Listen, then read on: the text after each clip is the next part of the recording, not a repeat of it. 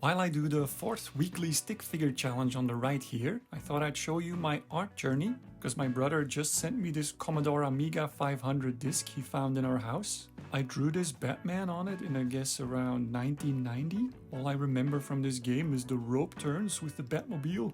Classic. Anyway, thought it was a nice opportunity to take you through a timeline of about 30 years, which went really fast.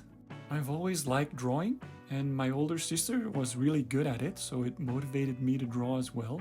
And since I didn't get high grades in school, except for in art class, where I was usually in the top 2, it kind of defined my personality.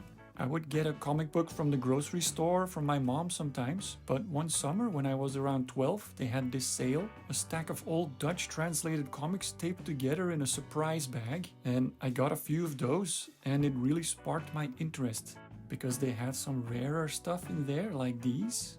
How lucky was I to get Charles Vess, Neil Adams, Walt Simonson, and Bill Sienkiewicz to start with. But somehow Spider-Man was my first obsession, and when McFarlane showed up, the hooks were in.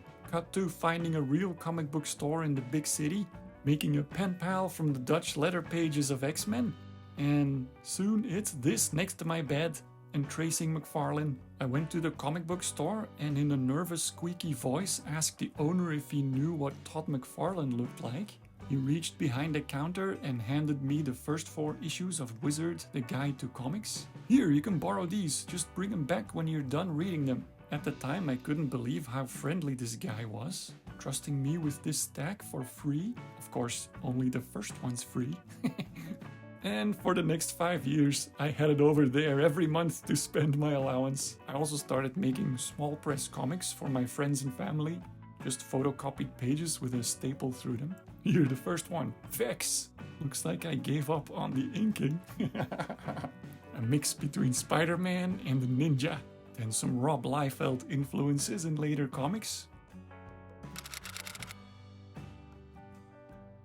Here probably Joe Quesada or Mike Mignola. Then back to a more European style for this one, and also switched to making them in Dutch, but writing the text in white ink did not occur to me somehow. I gave a girl I had a crush on in school a drawing of her I made in a very imagey way, and she was not flattered. She called it trashy, so it must have been something like this. Stierrijk. It had been my life ambition to become an artist like the Image guys, but stuff like that and the fact that comics were seen as a kid thing back then made that dream kind of go away. But I always kept drawing in notebooks. Then for Christmas when I was 24, my mom gave me this New Yorker cartoon coffee table book, and I found my new outlet, cartoons. Surely putting a humorous and critical spin on life is mature and nothing to be embarrassed about. I started submitting cartoons and illustrations to magazines and contests, and the next year I was invited to the award ceremony of a cartoon contest where the theme was handicaps. This was the one that was selected for the final. I think the fact that the handicapped person is more aware than a non-handicapped person was a big plus point.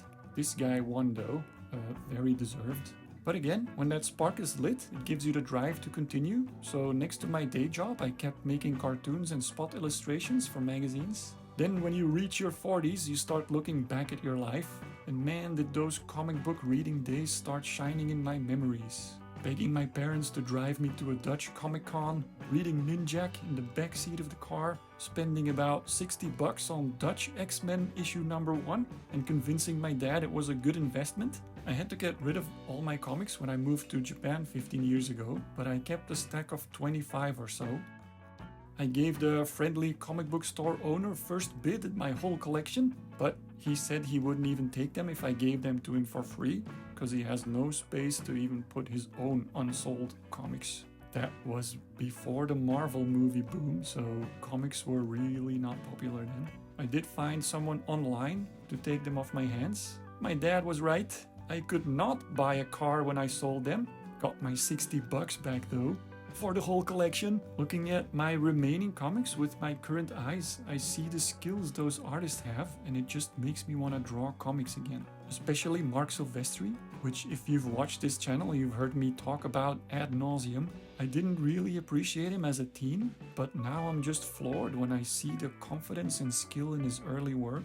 Forget the Lees and McFarlanes, this is my goal now. There's so much to distract us these days, and yeah, I'm even trying to keep your attention right now as we speak, but it's all about that spark for me. Get inspired and create something. And for me now, it's the 80s and 90s comics.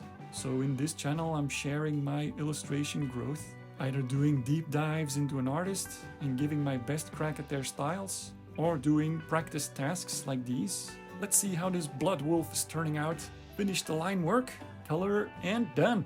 Okay, so part of the weekly challenge is you click on the QR code and you see where I took the lines from, and then you start comparing, seeing how the pro handled all the choices. By the way, stay tuned for the art of the participants in the challenge this week. I didn't go for cross-hatching this time, just a two-tone for shading. But you see how effective the hatching is in Rob Liefeld's figure here? It really pops with those dark accents. My female face isn't bad, looks very similar. Taking some cues from Liefeld's underarm here, really good compared to mine. Shouldn't have exaggerated that one muscle and added some more underneath.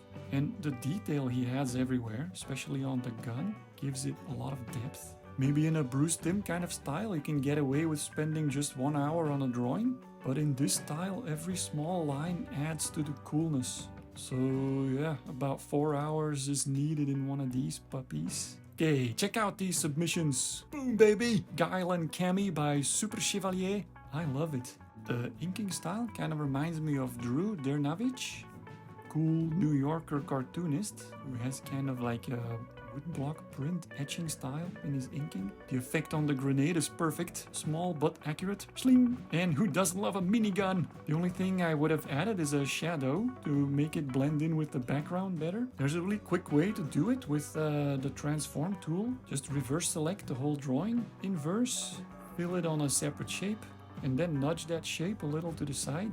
Whop, shadow in 30 seconds. Next! Another great one from last week's Verdia. Again, the colors on it make it pop, and it's instantly his style. Great dotted shadow for that pop art feel. And the take on the characters, especially in the hoods, is original and consistent. Bonus for that funny crank wheel on the grappling gun, but looks like we both rushed the underlying shape of the gun though. Little reminder for next time. Great pouches, nice double dip in this curve to hint at the multiple quads. Yeah, cool. Super fun to see these submissions, so please join in if you want. Link in the description. I send out one of these sheets every Saturday to whoever wants. Happy to nerd out in the comments as well. Just know that my comic knowledge ends at around 1997. Drop a like if you like this trip down memory lane, and catch you next time.